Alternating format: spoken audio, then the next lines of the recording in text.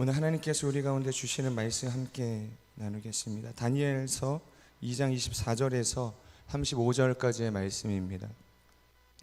저 여러분이 한 절씩 교독하도록 하겠습니다. 그런 다음 다니엘은 아리옥에게 갔습니다. 아리옥은 왕의 명령을 받아 바벨론의 모든 지혜자들을 죽이라고 임명된 사람이었습니다. 그가 아리옥에게 말했습니다. 바벨론의 지혜자들을 죽이지 마십시오. 나를 왕 앞에 데려가면 내가 왕께 해몽해드리겠습니다.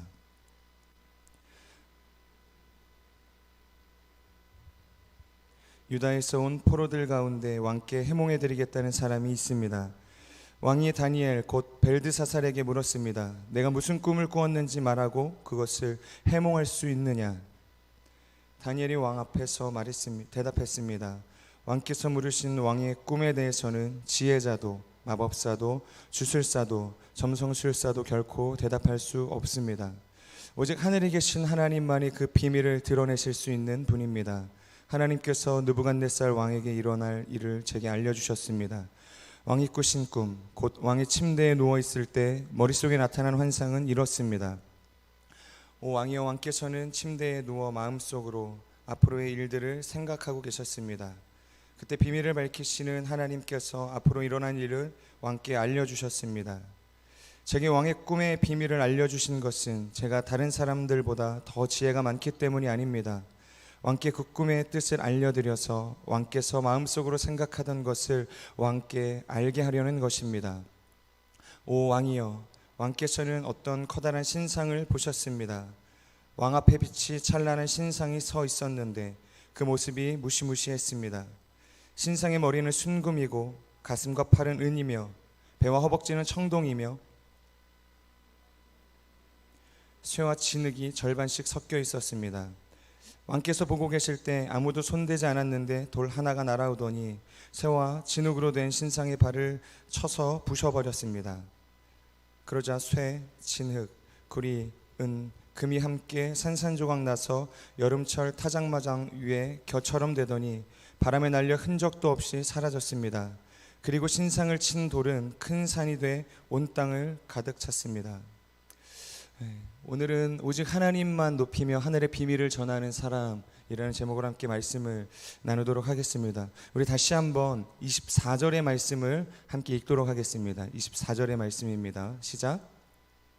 그런 다음 다니엘은 아리옥에게 갔습니다.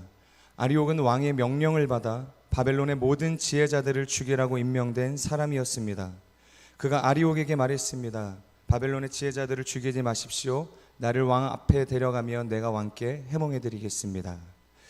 24절을 보면 그런 다음이라는 단어로 시작되는 것을 볼 수 있습니다.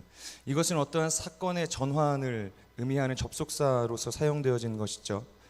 다니엘이 먼저 어떠한 행동을 한 후에 오늘의 상황을 맞이하게 되었다는 것을 의미하고 있습니다.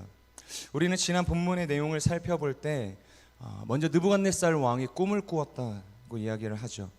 그리고 그 꿈에 대해서 해몽 받기를 원했습니다. 그래서 바벨론에 있는 지혜자들을 향해서 자신의 꿈을 해몽해 주길 원했습니다.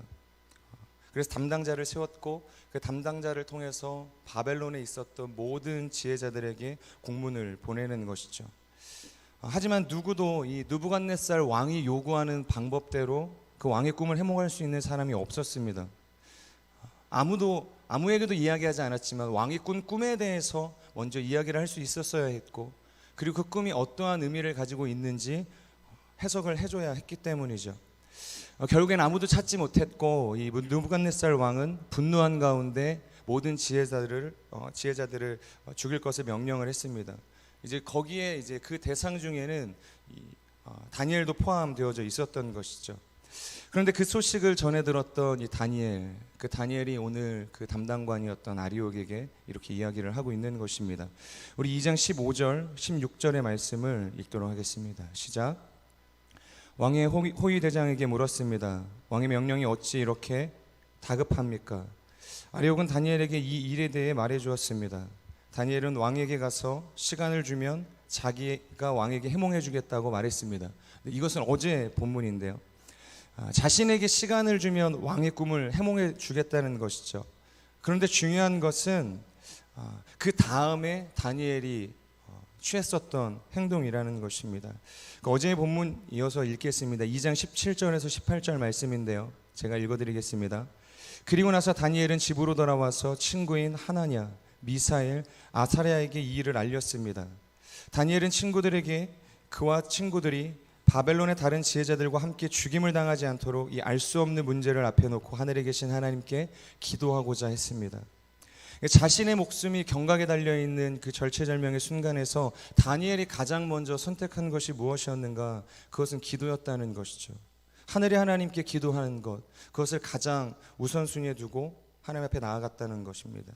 하나님의 지혜와 능력을 찬송하면서 또한 모든 문제의 주권이 하나님께 있음을 고백하며, 그래서 자신이 처한 이 문제 또한 하나님께서 능히 해결해 주실 거라는 믿음을 가지고 하나님 앞에 나아갔다는 것이죠. 그리고 난 다음에 그 기도 끝에 성경의 표현을 보면 그런 다음 다니엘은 아리옥에게 찾아갔다고 이야기를 하고 있습니다. 우리가 잘 아는 것처럼 존 파이퍼 목사님은 자신의 이제 설교에서 이렇게 이야기를 합니다. 나의 설교는 당장 일어난 현상에 대해서 효과적이고 명확한 지침을 주지 못할지 모르겠습니다. 어찌 보면 자신의 설교는 실용적이지 못한 추상적인 설교라고 비판을 당할 수도 있죠.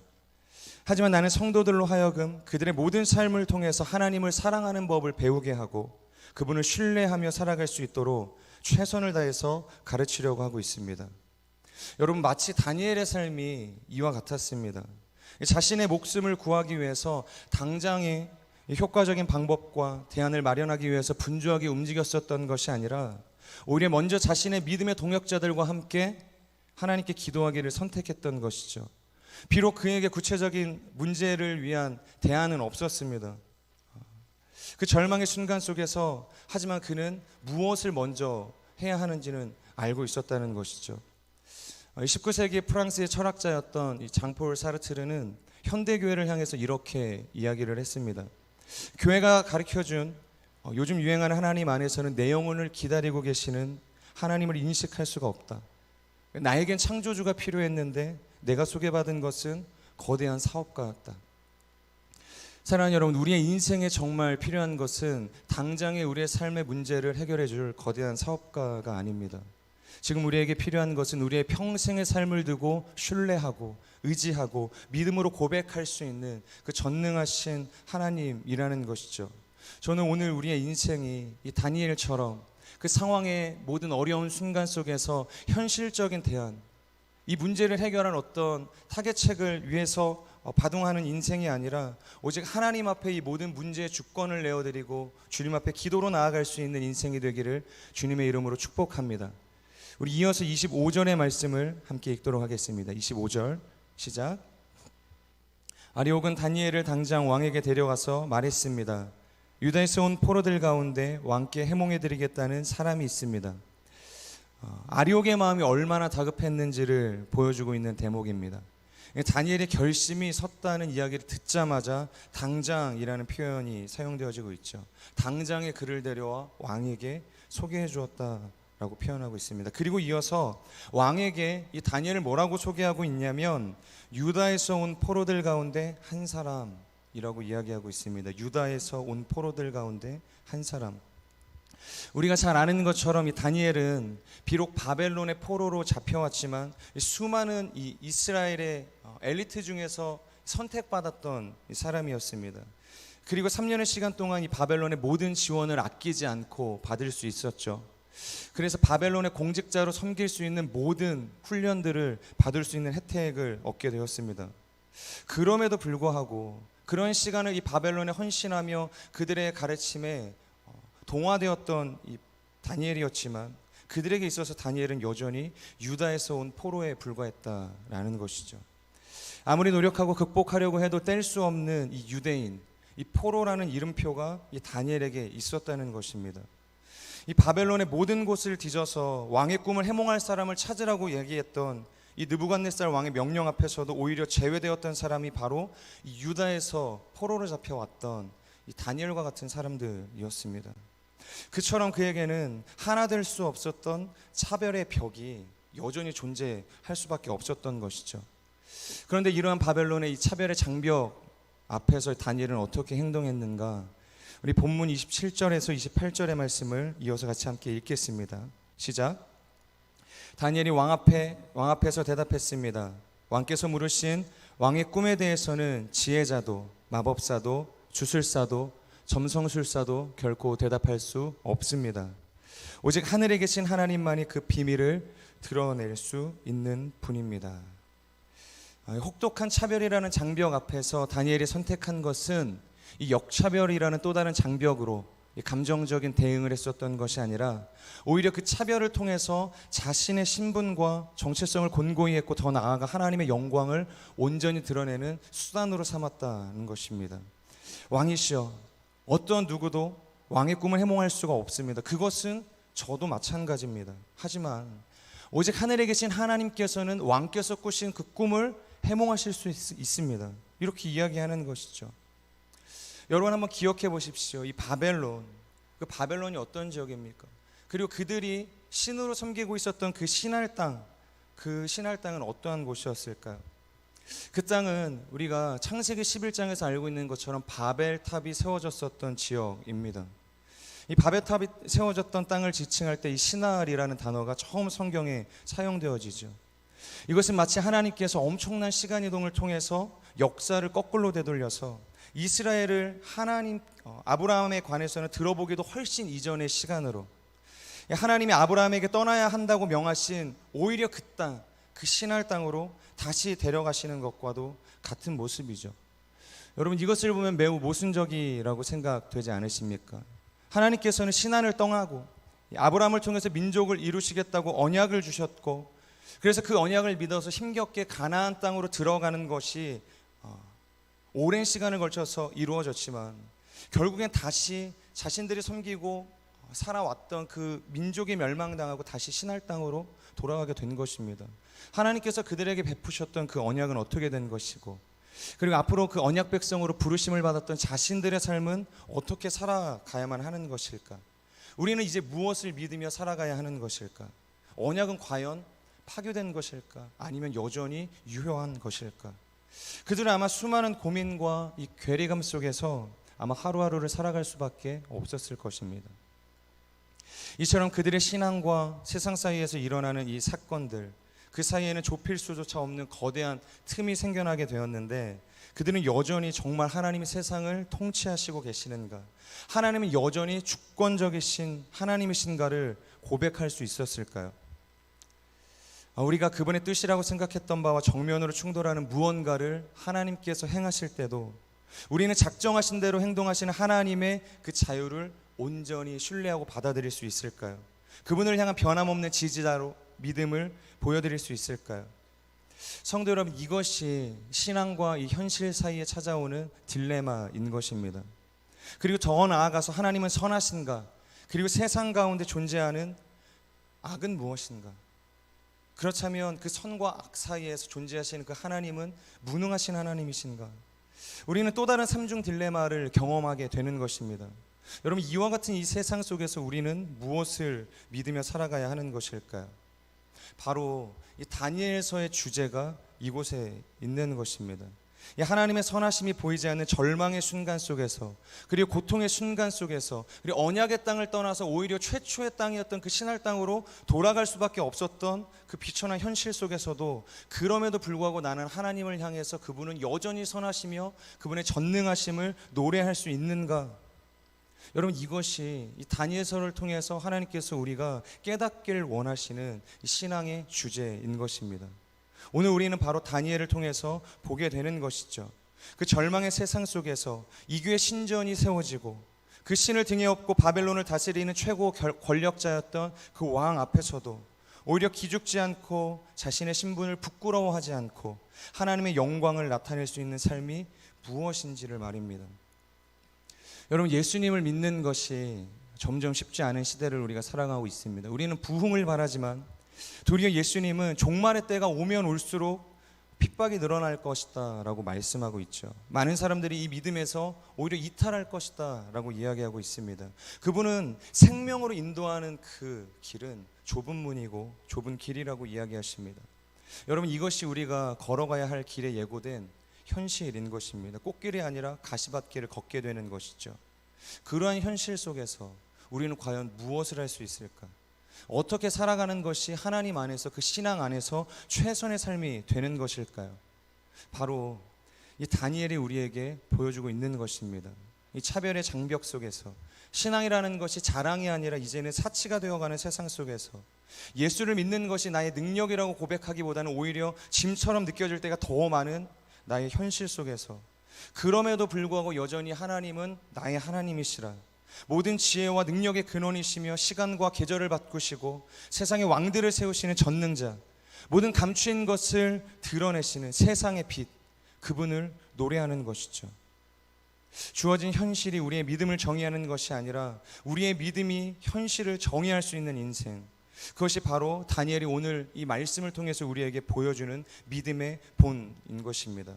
저는 우리의 인생이 다니엘과 같은 믿음으로 자신의 삶을 밝히고 더 나아가 하나님의 영광을 나타내는 거룩한 통로로서 온전히 세워지기를 주님의 이름으로 축복합니다. 이어서 29절의 말씀을 함께 읽도록 하겠습니다. 29절 시작.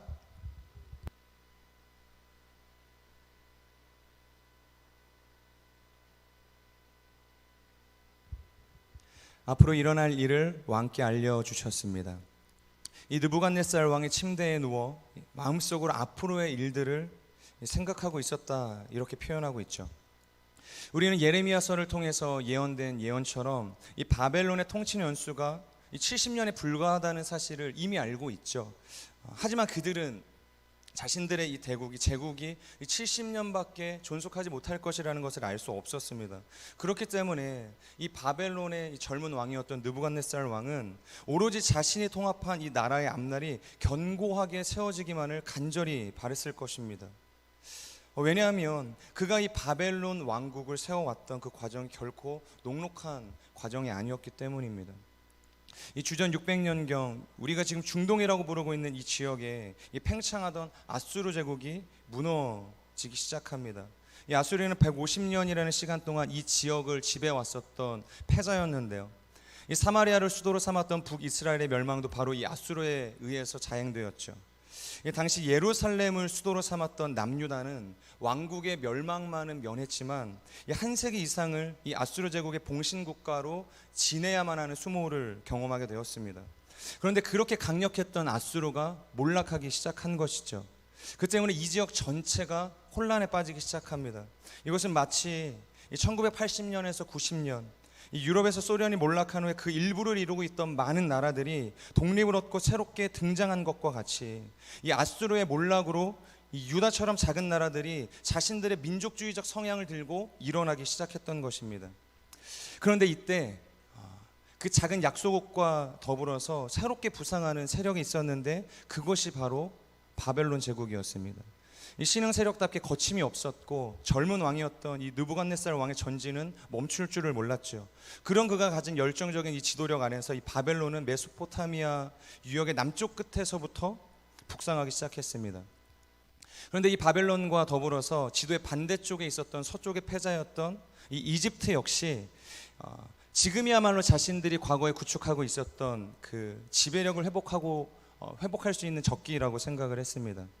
따라서 주전 609년에 이 이집트 왕이었던 바로 느고는 이 바벨론이라는 새로운 위협을 맞아서 아수르를 돕기 위해서 군대를 이끌고 이제 팔레스타인을 통과해 진격해 오기 시작했습니다.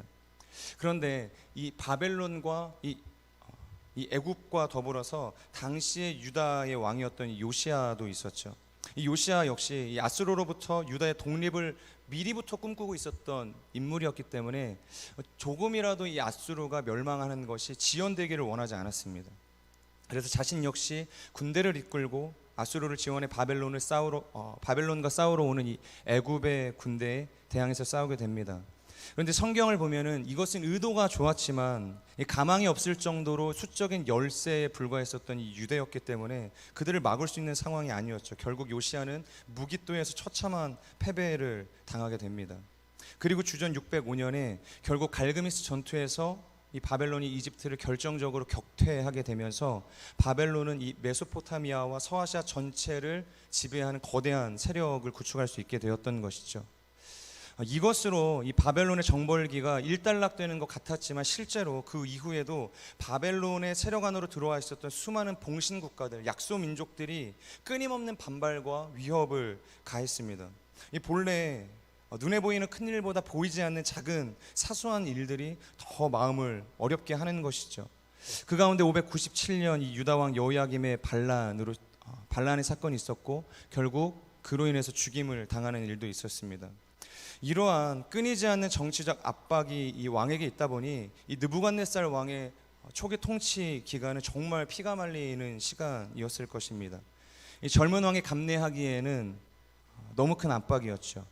그런 상황, 이런 시기를 지나가고 있었던 왕에게 오늘 성경은 꿈을 꾸었다라고 이야기하고 있습니다.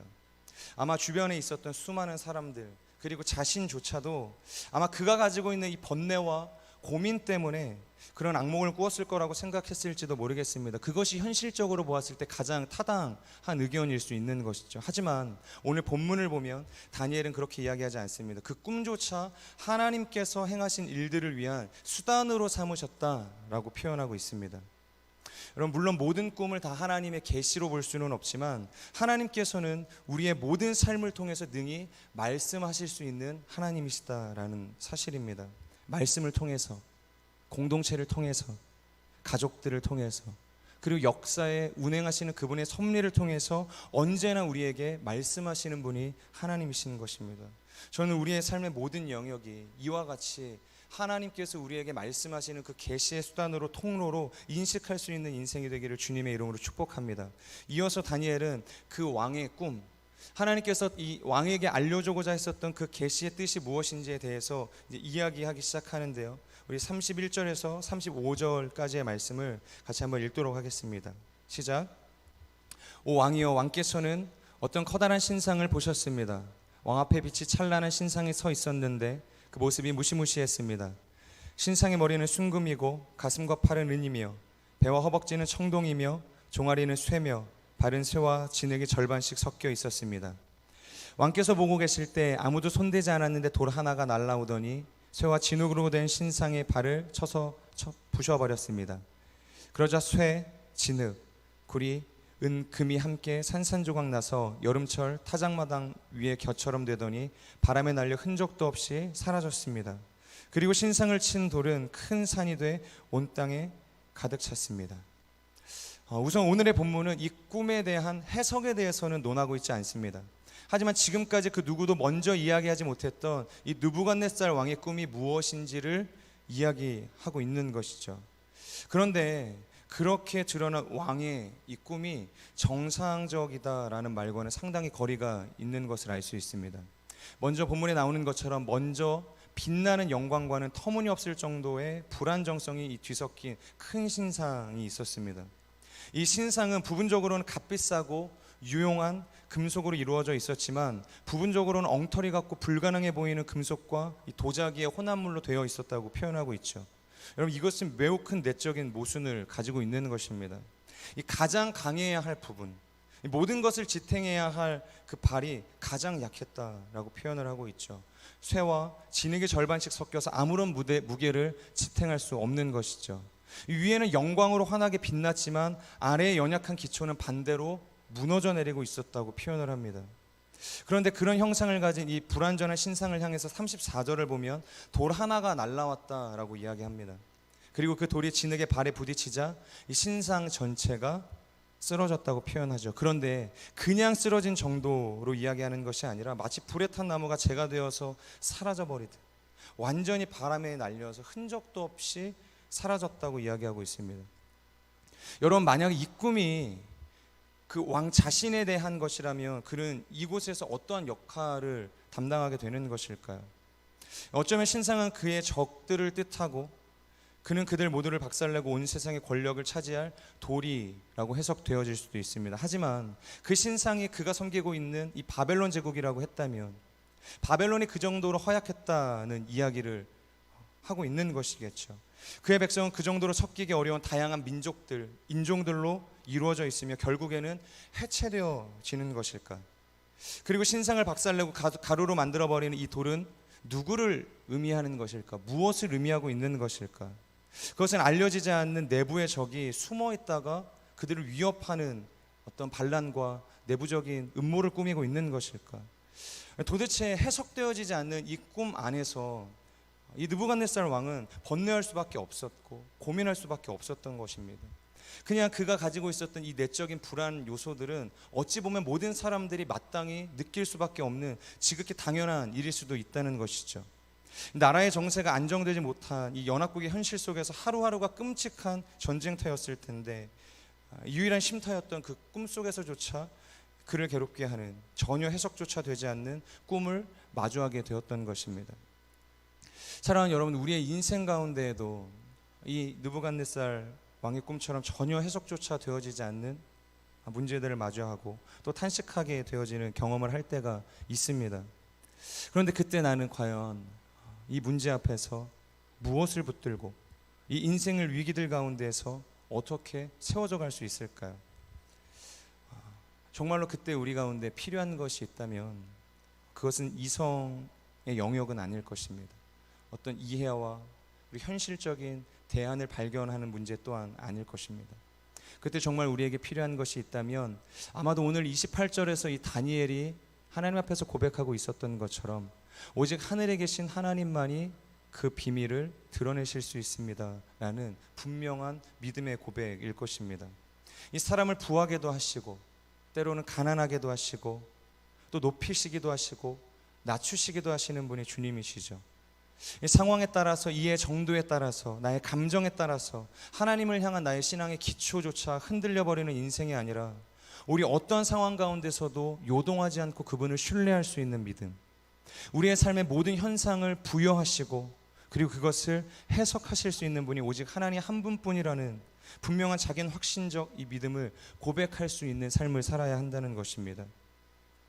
마치 예수님을 죽이기 위해 자신의 젊음을 바쳤던 이 사울이 바울로 변화되어서 이제는 내가 그리스도 안에서 일체의 비결을 배웠노라 그렇게 고백했던 것처럼 오직 하나님 안에서만 우리의 삶은 비로소 해석되어질 수 있는 것입니다. 여러분, 바둑에서는 많은 수를 내다볼수록 대국을 유리하게 이끌고 갈 수 있죠. 그리고 사업을 할 때도 여러 가지 경우의 수, 변수들을 컨트롤할 수 있을 때 최소한의 리스크를 가지고 많은 이익을 추구할 수 있는 것입니다. 그런데 아무리 우리가 앞을 내어다보는 능력이 뛰어난다 한들, 그리고 여러 가지의 경우의 수, 이 변수들을 컨트롤할 수 있는 능력들이 우리 가운데 있다 한들, 여러분, 우리가 모든 것을 다 알 수는 없다는 것입니다. 모든 것을 다 조율할 수는 없는 것이죠. 우리의 인생에서 일어나는 모든 문제 앞에서 우리가 그것을 해석할 수 있는 능력이 우리에게는 없다는 것입니다. 사랑하는 여러분, 오직 하나님만이 우리의 인생의 모든 문제들을 해석하실 수 있습니다. 하나님만이 나의 모든 미래를 내다보시는 분이시고 하나님만이 나의 삶에 나타나는 모든 경우의 수들, 이 변수들조차 컨트롤하실 수 있는 유일하신 분이십니다. 저는 우리의 인생이 그 하나님 앞에서 우리의 삶의 모든 문제를 내어드리고 그리고 해석되어질 수 있는 인생이 되어지기를 주님의 이름으로 축복합니다. 우리 말씀을 기억하면서 함께 기도하면 좋겠습니다. 기도하실 때 하나님, 오늘 이 다니엘의 고백처럼 오직 하나님만이 우리의 인생의 모든 문제를 해석하실 수 있는 분이십니다.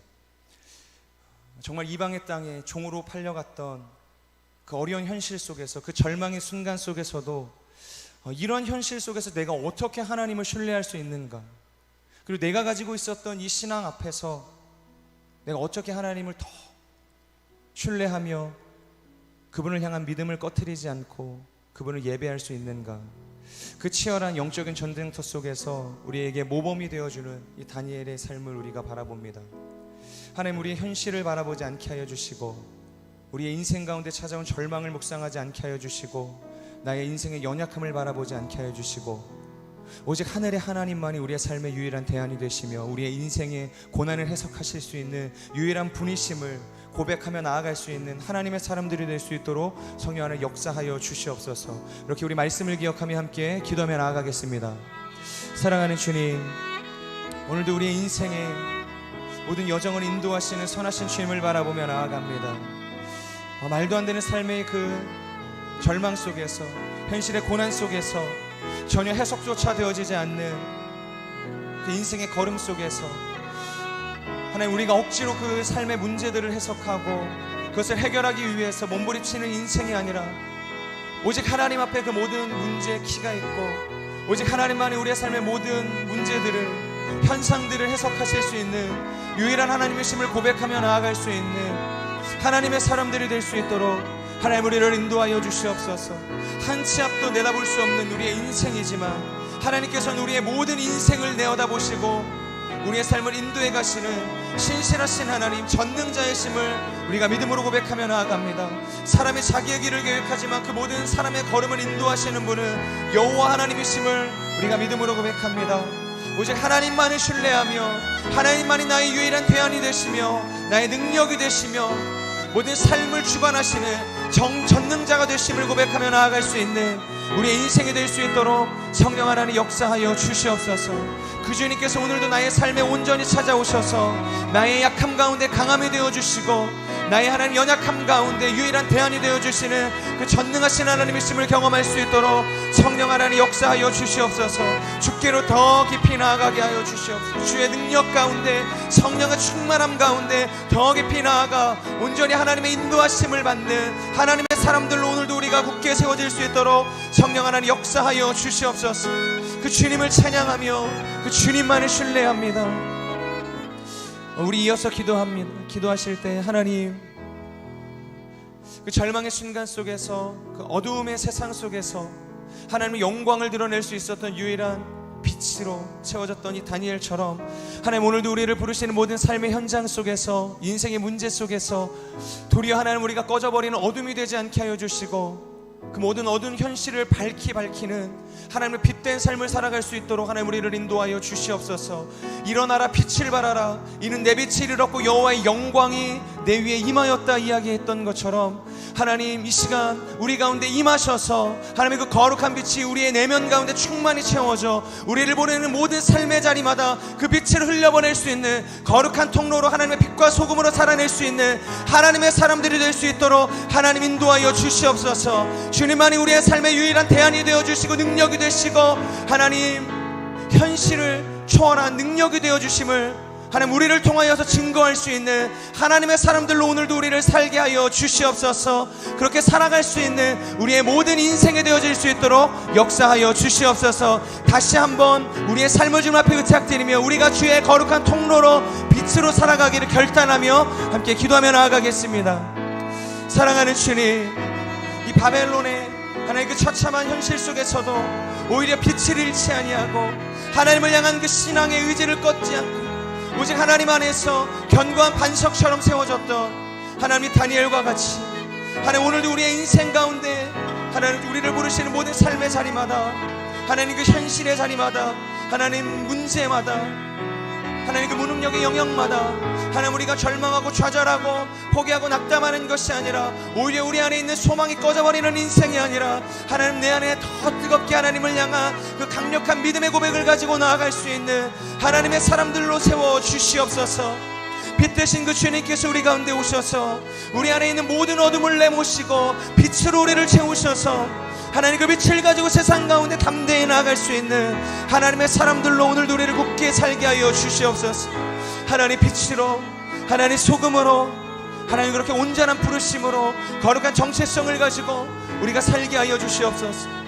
유다의 포로로 하나님 끌려왔었던 하나님 그 종된 인생이었지만 이 바벨론의 모든 지혜자들도 능히 하지 못했던 하나님 이 왕의 꿈을 해몽할 수 있었던 하나님 대안이 그에게 있었던 것처럼 하나님 우리의 인생에 해결되어지지 않는 해석되어지지 않는 결코 우리가 알지 못하는 하나님 수많은 삶의 문제 속에서 하나님 우리가 유일한 대안이 되어질 수 있도록 하나님 그 대안을 소개할 수 있는 하나님의 사람들로 살아갈 수 있도록 하나님 우리를 인도하여 주시옵소서.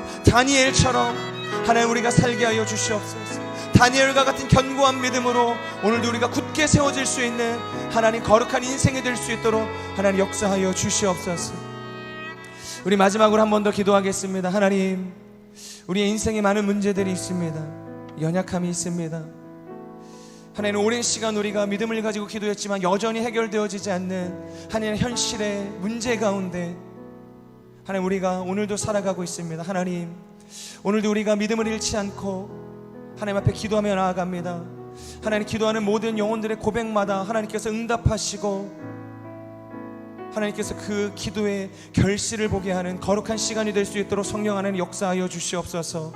하나님 무엇이든지 주님 앞에 구할 수 있는 온전한 믿음, 정직한 심령으로 하나님 앞에 모든 것을 숨김없이 고백할 수 있는 하나님 거룩한 시간으로 하나님 우리를 인도하여 주시옵소서. 하지만 우리의 정욕대로 하지 않게 하여 주시고 하나님의 말씀이 우리 가운데 채워지고 우리가 주 안에 온전히 들어가 하나님께서 원하시는 거룩한 기도의 고백으로 나아갈 수 있는 하나님의 사람들이 될 수 있도록 성령 하나님 역사하여 주시옵소서. 먼저 주의 나라와 그의 의를 구할 때 하나님 우리 안에 필요한 모든, 우리 안에 결핍되어졌던 모든 삶의 문제들이 해결되어지고 하나님으로 충만케 되어지는 회복의 열매를 거두는 이 아침이 될 수 있도록 성령 하나님 역사하여 주시옵소서. 이렇게 마지막으로 우리의 기도의 제목을 주님 앞에 의탁드리며 우리 간절히 주여 한번 선포하며 기도하며 나아가겠습니다.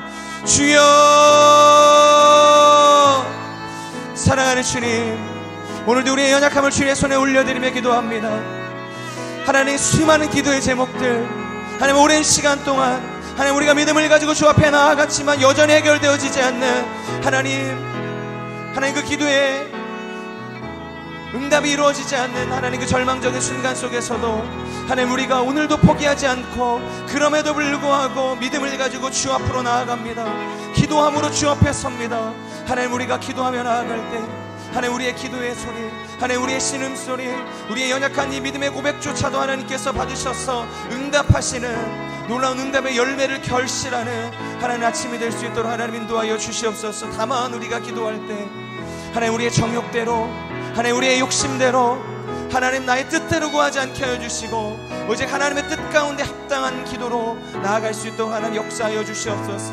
너희가 내 안에 거하고 내 말이 너희 안에 거하면 무엇이든지 구하라, 그리하면 내가 이룰 것이라 말씀하신 그 주님의 말씀을 신뢰함으로 오늘도 우리가 믿음의 고백을 드리며 나아갑니다. 주 안에 거하게 하여 주시고 주의 말씀이 내 안에 온전히 채워져서 무엇이든지 하나님 앞에 구하며 나아가 하나님께서 응답하시는 응답의 열매를 결실하는 하나님 거룩한 시간이 될 수 있도록 성령 하나님 역사하여 주시옵소서. 하나님 믿음의 지속성을 가지고 하나님 기도의 끈기를 가지고 오늘도 주 앞에 서오니 하나님 역사하여 주시옵소서. 사랑하는 주님, 오늘도 우리가 믿음의 고백을 드리며 주께로 나아갑니다. 하나님 다니엘처럼 하나님 절망의 현실 속에서 우리가 절망 가운데 함몰되어지지 않고 오히려 우리 가운데 주어진 하나님을 향한 그 믿음, 그 겨자씨만한 작은 믿음일지라도 그것을 붙들고 오늘 우리 가운데 처해져 있는 모든 삶의 문제를 우리가 통과해 나가기를 원합니다. 하나님 세상의 빛과 소금으로 우리가 어둠에 함몰되어지지 않고 오히려 그 어둠을 밝힐 수 있는 거룩한 인생이 되어질 수 있도록 하나님 인도하여 주시옵소서. 하나님 모든 우리의 삶에 찾아오는 고난의 문제를 하나님 우리의 지성과 이성과 세상의 가치로 해석하지 않게 하여 주시고 하나님 앞에 하나님의 말씀에 비추어 하나님의 의지와 그 뜻을 반영해서 해석되어지는 인생이 되어질 수 있도록 하나님 인도하여 주시옵소서. 바벨론의 모든 지혜자들에게도 불가능했었던 그 왕의 꿈의 그 해몽이 오직 하나님께서 그 다니엘을 통해서 이루어졌던 것처럼 하나님 오늘도 우리가 삶으로 나아가는 모든 자리마다 하나님 해결되어지지 않는 현실의 그 문제마다 하나님 우리를 통하여 하나님께서 해석하시고 인도해 가시는 것들을 경험하고 하나님의 영광을 드러낼 수 있는 거룩한 통로로 살아갈 수 있도록 성령 하나님 역사하여 주시옵소서. 오늘도 우리가 간절한 기도의 고백을 드리며 주께로 나아갑니다. 하나님 우리의 기도를 받으시고 치유하시고 응답하시는 응답의 열매를 결실하는 거룩한 시간, 거룩한 우리의 삶이 되어질 수 있도록 성령 하나님 역사하여 주시옵소서. 그렇게 오늘도 우리와 함께 하시고 우리와 동행하시고 우리의 힘과 능력과 유일한 삶의 대안이 되실 그 예수 그리스도의 이름으로 기도드립니다. 아멘. 우리 이어서 계속해서 우리 개인의 기도의 제목을 주님 앞에 올려드리며 함께 기도하며 나아가겠습니다.